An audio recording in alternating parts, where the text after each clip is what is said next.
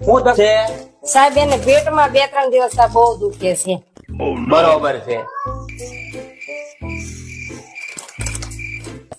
આવા બધા પડીકા જો પછી છોકરાઓને પેટમાં જ દુખે ને, છોકરાઓને બને ત્યાં સુધી ઘરનો નાસ્તો આપવાનો. પણ તમારે શું છે, તમારામાં આળસ છે. છોકરાઓને સ્કૂલે જાય તો લંચ બોક્સમાં સવારે વહેલું જાગવું પડે ઘરનું બનાવવા માટે થઈ, એટલે તમે પડીકા પકડાઈ દો, પછી છોકરાનું જે ખાવું એ થાય. પણ તમે હવે છે ને છોકરાનો જરાક વિચાર કરો, અને આવું બધું છે ને આતા કુતા એને નહીં દેવાના. છોકરાઓને બને ને ત્યાં સુધી ઘરનો નાસ્તો જ દેવાનો, સમજાણો? હા સાહેબ, હું ધ્યાન રાખીશ ને. કેટલી ફી દેવાની? ફી મારી બેન 500 છે.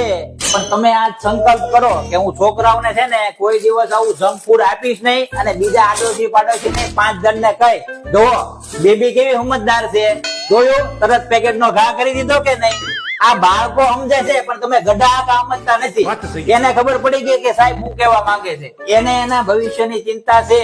એટલે હવે તમે ભવિષ્યની ચિંતા કરો, અને આજ મારે 500 નથી જોતા, પણ તમે આને કોઈ દિવસ જંક ફૂડ ખવડાવતા નહીં, બરોબર?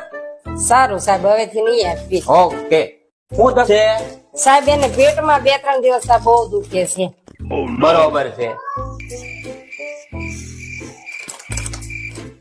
આવા બધા પડીકા જો પછી છોકરાઓને પેટમાં જ દુખે ને, છોકરાઓને બને ત્યાં સુધી ઘરનો નાસ્તો આપવાનો. પણ તમારે શું છે, તમારામાં આળસ છે. છોકરાઓને સ્કૂલે જાય તો લંચ બોક્સમાં સવારે વહેલું જાગવું પડે ઘરનું બનાવવા માટે થઈ, એટલે તમે પડીકા પકડાઈ દો, પછી છોકરાનું જે ખાવું એ થાય. પણ તમે હવે છે ને છોકરાનો જરાક વિચાર કરો, અને આવું બધું છે ને આતા કુતા એને નહીં દેવાના. છોકરાઓને બને ને ત્યાં સુધી ઘરનો નાસ્તો જ દેવાનો, સમજાણો? હા સાહેબ, હું ધ્યાન રાખીશ ને. કેટલી ફી દેવાની? ફી મારી બેન 500 છે. પણ તમે આ સંકલ્પ કરો કે હું છોકરાઓને છે ને કોઈ દિવસ આવું જંક ફૂડ આપીશ નહીં, અને બીજા આડોશી પાડોશી ને 5 જણને કહી દો. બેબી કેવી સમજદાર છે, જોયું? તરત પેકેટ નો ઘા કરી દીધો કે નહીં? આ બાળકો સમજે છે, પણ તમે ગધા સમજતા નથી. એને ખબર પડી ગઈ કે સાહેબ શું કહેવા માંગે છે. એને એના ભવિષ્યની ચિંતા છે. એટલે હવે તમે ભવિષ્યની ચિંતા કરો, અને આજ મારે 500 નથી જોતા, પણ તમે આને કોઈ દિવસ જંક ફૂડ ખવડાવતા નહીં, બરોબર?